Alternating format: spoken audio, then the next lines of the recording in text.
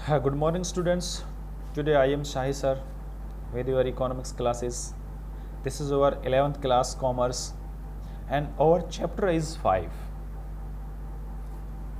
theory of demand.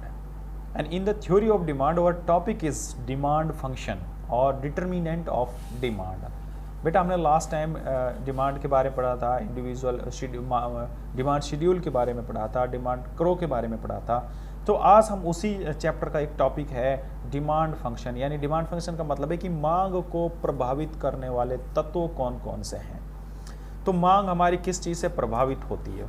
Obviously ये law of demand में हम देखेंगे कि सबसे ज़्यादा हमारी जो मांग प्रभावित होती है वो कीमत के कारण होती है। मांग का प्रभावित का मतलब है बेटा कि किसी कीमत वगैरह में परिवर्तन होने के कारण हमारी मांग बदल जाती है, तो वो लॉ ऑफ डिमांड पढ़ाता है।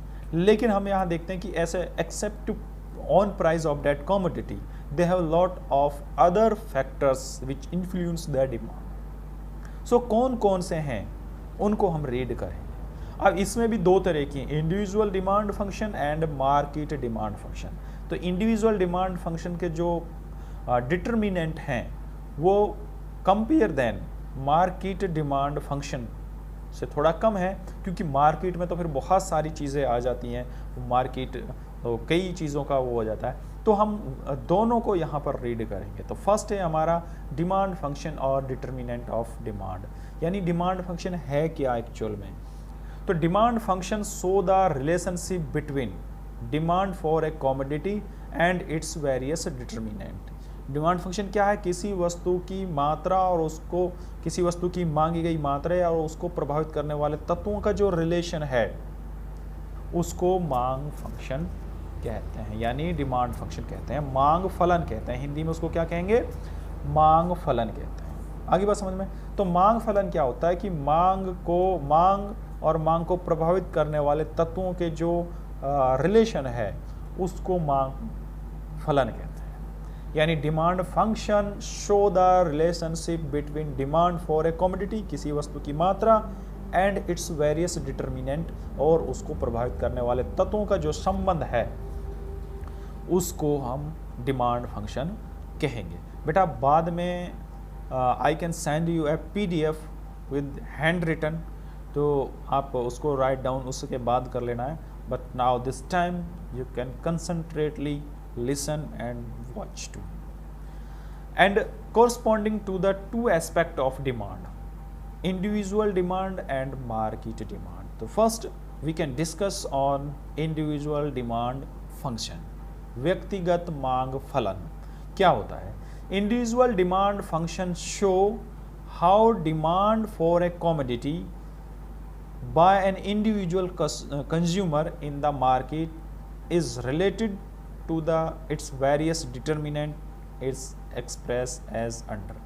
वो कह रहा है कि व्यक्तिगत मांग फलन जो है वो ये दिखाता है कि किस तरह से एक व्यक्ति की मांग को मार्केट के अंदर कौन कौन से तत्व प्रभावित करते हैं, उनका जो रिलेशन है उसको हम इंडिविजुअल डिमांड फंक्शन कहेंगे। मैं एक फॉर्मूला राइट डाउन कर रहा हूँ बेटा, मैंने आपको PDF पे कर दिया है, मैं सेंड करूँगा, उससे आप नोट डाउन कर लेना। एक फॉर्मूला है dx का मतलब होता है demand of x commodity is equal, फिर f लिखा हुआ है, f का मतलब है फंक्शन यानी फलन। ब्रैकेट में कुछ पॉइंट मैंने लिख रखे हैं, उन पॉइंट का नीचे मैंने उनको पूरा फॉर्म में लिख रखा है, ऊपर मैंने शॉर्ट में लिखा है, जैसे px फिर डॉट pyr फिर डॉट फिर y फिर t फिर e। अब इनका क्या मतलब है मैं 1 by 1 आपके लिए एक्सप्लेनेशन करूंगा, ध्यान से सुनिए। तो फर्स्ट है px का मतलब होता है price of on x commodity, यानी उस x कमोडिटी की खुद की कीमत डिमांड को प्रभावित करती है। कैसे करती है, ऑब्वियसली प्रैक्टिकली अब देख लीजिए, आप मार्केट जा रहे हैं, आपको किसी ने बताया कि जो यहाँ पर आम बिक रहे हैं वो मैंगो जो हैं वो 40 रुपये किलो बिक रहे हैं। तो आपने सोचा चलो 100 का 2.5 किलो ले आता हूँ। यहाँ सोचकर आप गए और वहाँ जाके देखा कि how much price of this, तो उन्होंने कहा कि 50 रुपये पर केजी। देन अब आपकी डिमांड बदल गई, ठीक है, उसने कहा 60 रुपये किलो है, आपने कहा नहीं चल ठीक है आप मुझे 1 किलो दे दीजिए। आप 2.5 किलो या 3 किलो की मांग का सोच के गए थे, लेकिन कीमत बढ़ी होने के कारण आप उसको 1 किलो मैंगो लेकर आए। लेकिन अगर वो कीमत तो आपसे पूछे कि भैया वो तो 20 रुपये किलो है, तो आप कहेंगे चल 5 किलो दे दीजिए। आप तो 3 किलो के बारे में सोच गए थे, आप 5 किलो ले आए। क्यों? क्योंकि आपकी डिमांड जो है वो प्राइस के कारण चेंज हो गई है। तो ये मेरा पहला पॉइंट था, PX यानी price of one x commodity. दूसरा मैंने बताया PR। PR का मतलब होता है प्राइस ऑफ रिलेटेड गुड्स, यानी उस जैसी वस्तु से संबंधित वस्तु की कीमत में परिवर्तन होने के कारण आपकी मांग में परिवर्तन आ जाता है। अब ये दो तरह की वस्तु होती हैं जो रिलेटेड गुड्स होती हैं। बेटा ध्यान से सुनना, क्वेश्चन इसमें से भी पूछ लेता है कि what do you mean by substitutions goods, what do you mean by complementary goods. दोनों का बता रहा हूँ। सब्स्टिट्यूशंस गुड्स होता है जिनका हम एक वस्तु की जगह दूसरी वस्तु में परिवर्तन कर सकते हैं, जैसे चाय की जगह कॉफ़ी, कोक की जगह पेप्सी, ये सब्स्टिट्यूट है।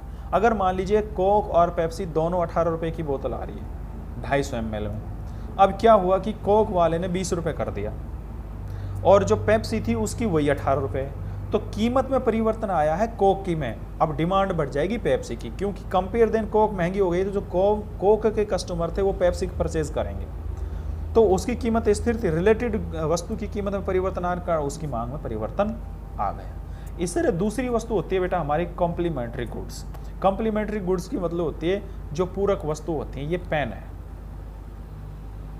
इस पेन के अंदर इंक डली हुई है, तो अगर इंक नहीं है तो इस पेन की कोई वैल्यू नहीं है, और अगर पेन नहीं है तो इंक की हो, तो कॉम्प्लीमेंट्री गुड्स है। अगर इंक महंगी हो जाती है तो पेन की अपनी कीमत कोई वो नहीं है, लेकिन इंक महंगी होने के कारण डिमांड में परिवर्तन आ जाता है।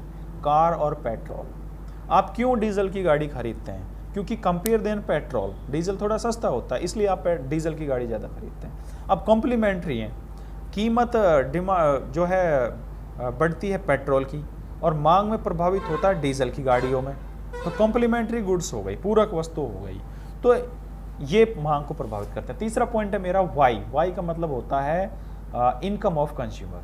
बिल्कुल आपकी इनकम आपकी डिमांड डिपेंड करती है आपकी इनकम के ऊपर। ठीक है, जब हम लॉ ऑफ डिमांड पढ़ेंगे तो बाकी जो कॉन्स्टेंट है इनको हम कॉन्स्टेंट मान लेंगे, स्थिर मान लेंगे। अभी जो एक कंटेंट है इनको हम रीड कर रहे हैं। तो इनकम देखिए, अगर मेरी इनकम 20,000 रुपये है, मैं 2 किलो दूध ले रहा हूँ, अगर मेरी इनकम बढ़कर 40,000 हो गई तो मैं हो सकता है कि 2 किलो दूध की जगह मैं 40 किलो दूध कर दूँ, 4 किलो दूध कर दूँ, तो मैं एक क्वांटिटी बढ़ा दूंगा, तो इनकम के कारण प्रभावित हो गई ना मेरी मांग। तो आपका बेटा ये थर्ड पॉइंट है। फोर्थ आप था टी का मतलब होता है टेस्ट में परिवर्तन आने के कारण भी आपकी मांग प्रभावित होती है। ठीक है, आपको किसी चीज़ में ज़्यादा टेस्ट आता है तो आप उसकी ज़्यादा डिमांड करते हैं, जिस चीज़ में आपको टेस्ट नहीं आता है आप उस चीज़ की डिमांड नहीं करते हैं, तो मांग तो प्रभावित हो रही है ना। तो ये हमारा फोर्थ पॉइंट था। लास्ट है हमारा ई का मतलब होता है एक्सपेक्टेशन। हमें उम्मीद होती है कि फ्यूचर में ये चीज़ की कीमत घटने वाली है या बढ़ने वाली है, तो उसके कारण हमारी मांग बढ़ जाएगी। फॉर एग्जांपल मैं आपको समझा देता हूँ, आपके बात आएगी नहीं कि सर ऐसा कैसे होता है कि एक्सपेक्टेशंस क्या होता है। भैया मैं अभी कोई चीज़, मान लीजिए मैं गोल्ड परचेज करने जा रहा था, ठीक है, और गोल्ड का जो प्राइस है वो आई थिंक 33,000 है। ठीक है, अब मुझे किसी ने कहा अरे यार कहाँ जा रहा हूँ, मैंने कहा इधर जा रहा हूँ। उसने कहा अरे नहीं, आप 1 महीना वेट कर लीजिए, इसकी प्राइस डाउन होंगे।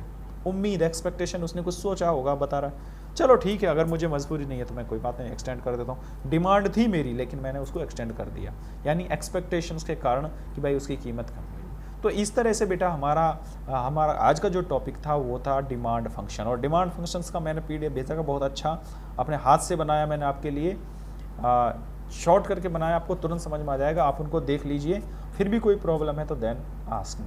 तो आज की वीडियो में इतना ही बेटा, थैंक यू वेरी मच।